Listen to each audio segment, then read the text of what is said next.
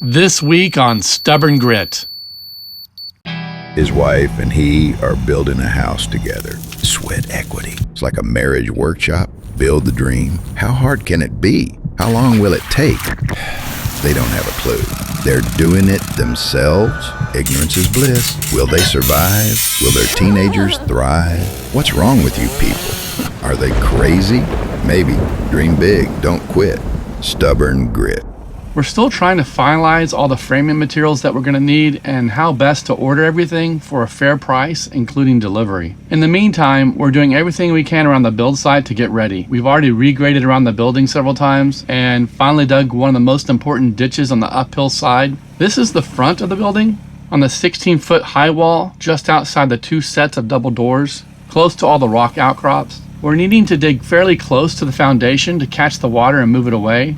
We will eventually add a drain pipe, fill the ditches with rock, and wrap everything in woven fabric so it all looks nice and finished and no one's falling into the ditch. The open ditch has helped move a lot of water away as the cold weather is replaced with spring rains.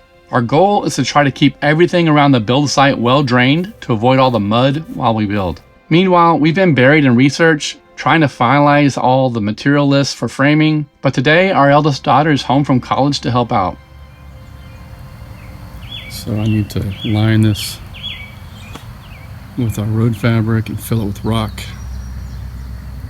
And that'll be a very large drain, French drain. Catch the uphill water that comes from uphill. There's a bit of a man-made pond here.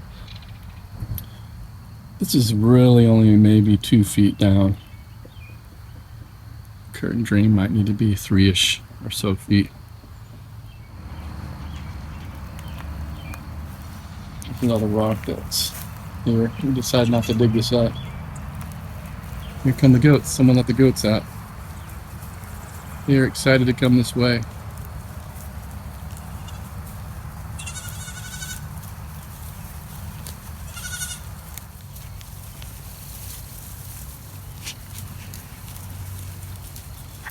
They've been in the front field and have overgrazed it a bit, so they're a little excited to come out.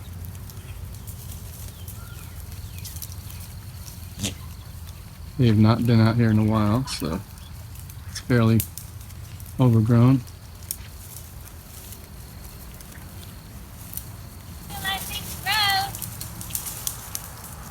My daughter came home for the weekend. It's going to help us today as we get some measurements to see where we ended up after the slab was poured. I've run some string lines here, kind of a crisscrossed grid pattern. It helped me kind of better figure out where everything is.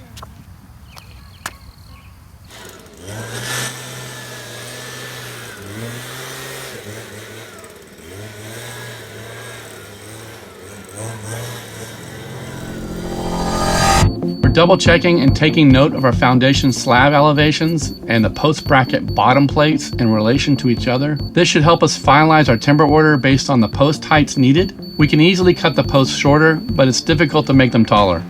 Once we finish all this, we need to try and figure out where and how to safely store everything before all the truckloads of materials start arriving.